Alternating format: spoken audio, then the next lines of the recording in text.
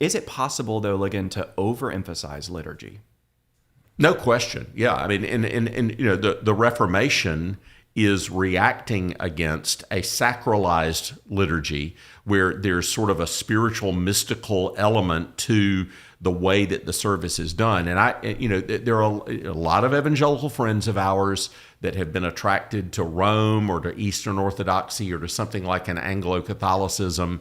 And that's not what I'm commending at all. I think in fact, I often find that people that are suffering from an experiential deficit themselves seek that experience to be filled in a liturgy.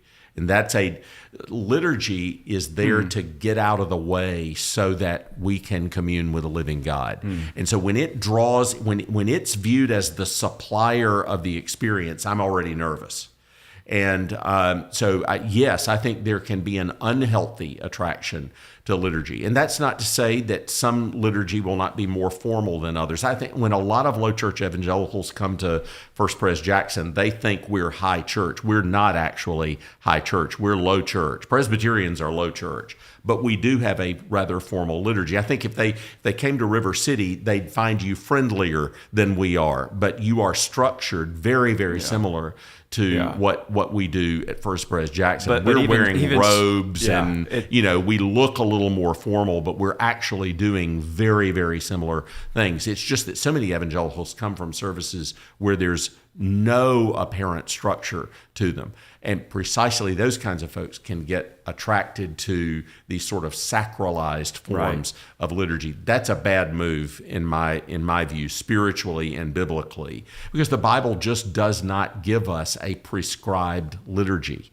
It tells us the elements, it explains circumstances, and then the Bible asks you to use sanctified common sense and order things according to the general principles of the Word. You use the phrase the liturgy is not the supplier. It makes me think almost like if the Word is water that's flowing to us, the water of life, liturgy is like the pipes. Yeah.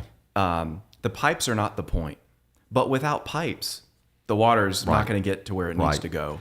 And I think some churches need to think about, emphasize liturgy more, some perhaps less. That's right. I have a dear Anglican pastor friend who jokes that his church is low church Anglican and ours is high church Baptist.